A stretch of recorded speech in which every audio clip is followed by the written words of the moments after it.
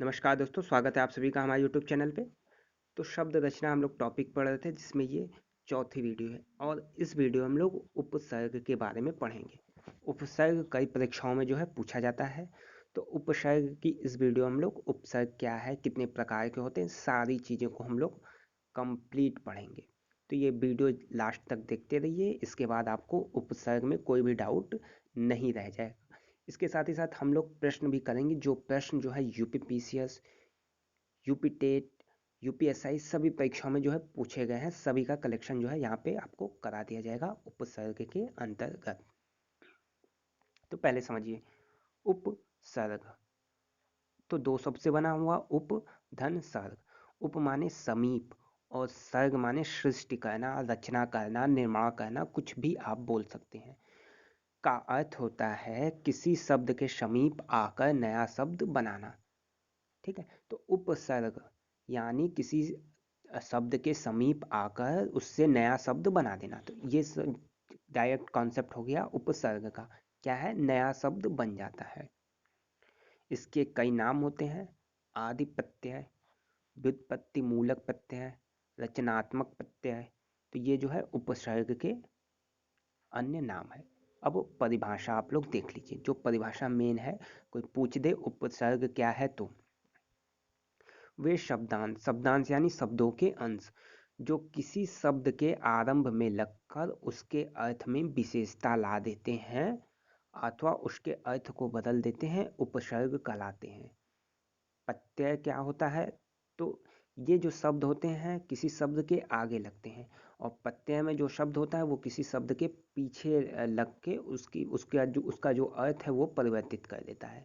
तो उपसर्ग, उप यानी आगे, उपसर्ग जब भी नाम आए तो क्या होता है, वो शब्दांश जो किसी शब्द के आरंभ में यानी किसी शब्द के आगे लगकर उसका अर्थ जो है बदल देते हैं या उस अर्थ में विशेषता ला देते हैं, उसे जो है उपसर्ग कहते हैं। जैसे पराक्रम, तो क्रम के आगे परा लग गया है, तो परा जो है यहाँ पे उपसर्ग है। तो परा से इसका अर्थ जो है चेंज हो गया, पराक्रम। पराजय, जय एक शब्द है, जय माने जीत, इसमें परा लिख दीजिए। तो परा आगे लग गया, पराजय माने हार। तो देखिए शब्द पूरी तरीके से उलट जा रहे हैं। ठीक, धीन, पराधीन। ठीक है, तो परा जो है उपसर्ग यहाँ पे कहलाएगा, तो उपसर्ग में कोई डाउट नहीं होना चाहिए। ठीक है, उपसर्ग क्या है? किसी भी शब्द के आगे लगकर उसका अर्थ परिवर्तित कर देते हैं, उसको उलट देते हैं, उसमें विशेषता ला देते हैं, क्या कहलाता है? उपसर्ग कहलाता है। ठीक है, जैसे अति, अत्यंत, चिरायु, चिरायु में कौन सा उपसर्ग है? ची। तो ये सारे प्रश्न आपको बाद में कराए जाएंगे, इसको अभी रखे रहिए। उपसर्ग में हम लोग कुछ और अभी पढ़ते हैं। संस्कृत में शब्द के पहले लगने वाले कुछ निश्चित शब्द दांशों को उपसर्ग कहा गया है। ठीक है, तो संस्कृत यहाँ पे ये मिनट, उपसर्ग के कार्य क्या है?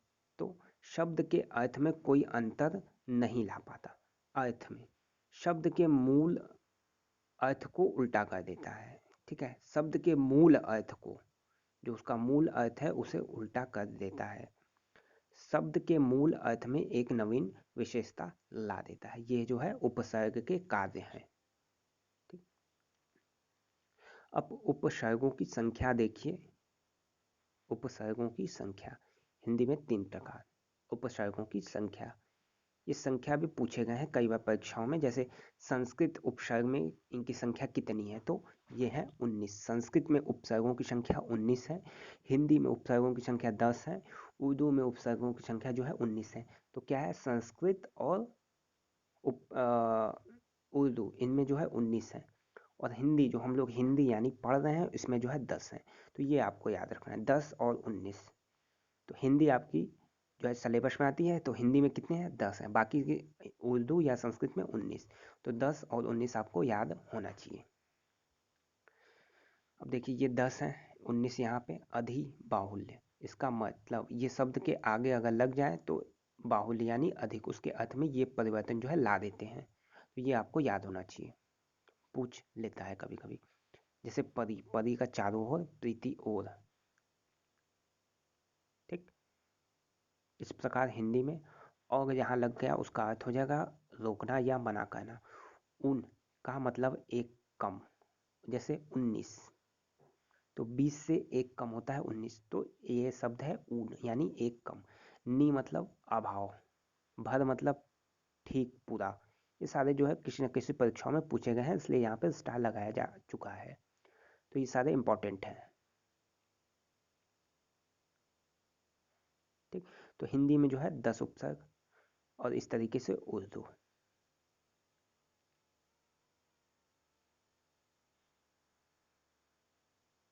तो उर्दू के बहुत ही कम पूछे जाते हैं, कभी कभी जो है पूछ लिए जाते हैं उर्दू के, नहीं तो सबसे ज़्यादा जो है हिंदी से पूछे जाते हैं, फिर जो है संस्कृत से।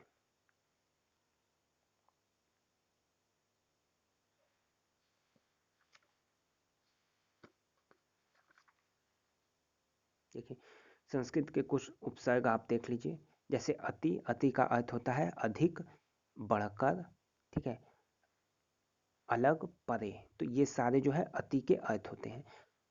शब्द देख लीजिए, अतिशय, अतिचार, अत्यंत, अतिक्रमण, अतिरिक्त, अतिरंजित। तो ये सारे शब्द होते हैं, इसमें जो है उपसर्ग क्या होगा, अति होगा। ठीक है, शब्द देख के आपको पता चल जाएगा। ये यूपी पीसीएस में पूछा हुआ प्रश्न है, इसलिए आपको बता दिया जा रहा है। ये भी देखिए 3-4 साल पूछा है। अधि माने ऊंचाई या श्रेष्ठता, तो अधिक, अधिक माने ऊंचाई, श्रेष्ठता यानी ज्यादा। अधिकृत, अध्यादेश, अधि, अधि सब में अधि है, अधि, अधिकृत, अध्यादेश, अध्यादेश भी कई परीक्षाओं में पूछा गया है। तो अध्यादेश में जो उपसर्ग है वो है अधि। ठीक है, बाकी सब में अधि अधि अधि तो है ही। अध्ययन में भी जो उपसर्ग है वो है अधि। अध्ययन में, अध्यादेश में अधि, अध्यापक में भी अधि, अध्यक्ष में भी अधि। तो ये 3-4 जो है अलग नाम है, आप इन्हें नोट कर लीजिएगा। इसमें जो उपसर्ग होंगे वो होंगे अधि। अनु, ये भी देखिए लोअर में आया था, यूपी पीसीएस में आया हुआ, 3 बार आया हुआ प्रश्न है। तो अनु यानी बाद में या पीछे या साथ या समान। तो अनुकरण, अनुज, अनुगमन, अनुशीलन, सब में जो है अनु अनु लगा हुआ है। अन्वय, अनुराधा, तो यहाँ पे जो है इन सब में उपसर्ग क्या होगा, अनु जो है उपसर्ग होगा। अप यानी पृथक, अलग, न्यूनता या अभाव। ये लोअर में आया हुआ प्रश्न है। तो अपकार, अपकर्ष, सब में जो है अप लगा हुआ है, तो यहाँ पे उपसर्ग हो जाएगा अप। अभी, अभी यानी समीप, और ये भी आया हुआ प्रश्न है। तो सब में अभी लगा हुआ है, लेकिन यहाँ पे जो है अभ्युदय आप नोट कर लीजिएगा। अभ्युदय जो है, अभ्युदय में उपसर्ग अभी है। अभिमुख, अभिज्ञान, अभिभूत, अभिमान, अभिलाषा, अभिकर्ता, ये सब में जो है उपसर्ग है अभी।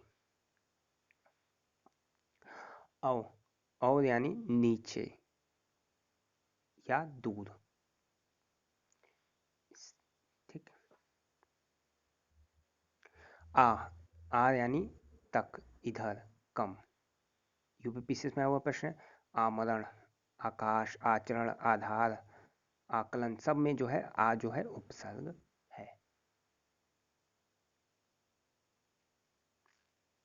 फिर उप, उप यानी समीप, पास, निकट, छोटा, सहायक।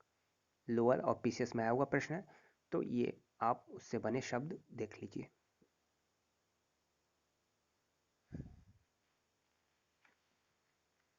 ठीक, फिर दू या दूध यानी बुरा, बुरा काम, कठिन, हीन, दुराचार, दुष्कर्म, ये सब में जो है दू या दूध, ये जो है उपसर्ग है। दुर्गम, देख के ही आपको पता चल जाएगा, दुर्गति, दुर्दशा, दुर्बल, दुर्दिन। नी, नी, लोअर में वो प्रश्न, नी यानी भीतर, नीचे, बहुत। तो निकेत, निष्कपट, नियुक्त, निगमन, निबंध, नियोग, निवेश, निमिलित। तो ये सारे नी से बने शब्द हैं, उपसर्ग। नीर, ठीक, निपात, निपान, इसमें जो है निर, जो है उपसर्ग के रूप में आया है।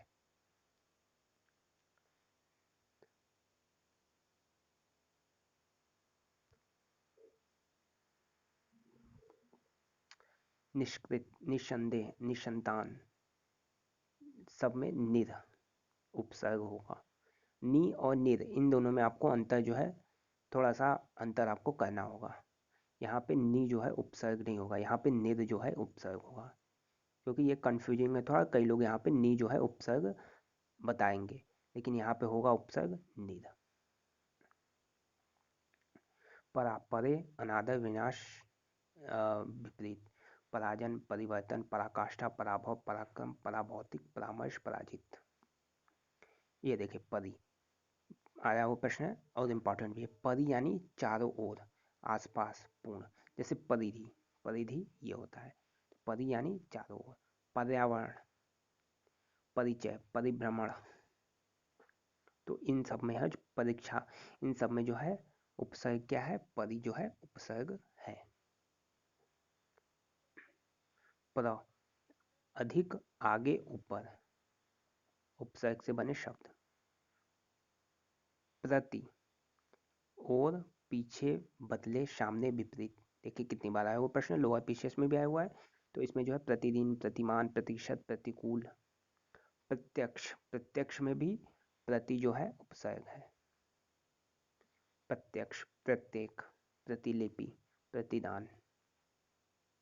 वि, विना, भिन्न, विशेषता, विज्ञान, विदेशी, सब में जो है वी आपको दिख जाएगा।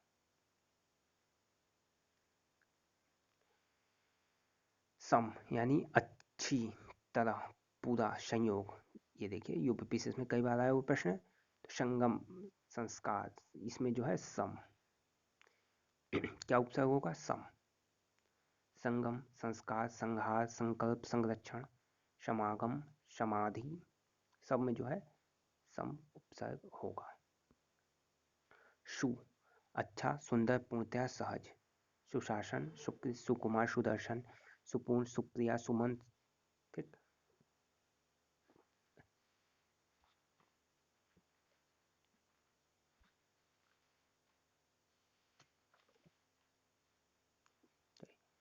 तो ये सारे थे संस्कृत में। अब अगले वीडियो में हम लोग हिंदी के उपसर्ग पढ़ेंगे। हिंदी में कौन कौन से उपसर्ग हैं, तो वो भी मोस्ट इम्पॉर्टेंट, हिंदी प्लस विदेशी। तो अगली वीडियो में हम लोग ये दोनों टॉपिक कवर करेंगे। तो वीडियो पसंद आई है तो लाइक जरूर करें, शेयर करें और चैनल को सब्सक्राइब कर लें। धन्यवाद।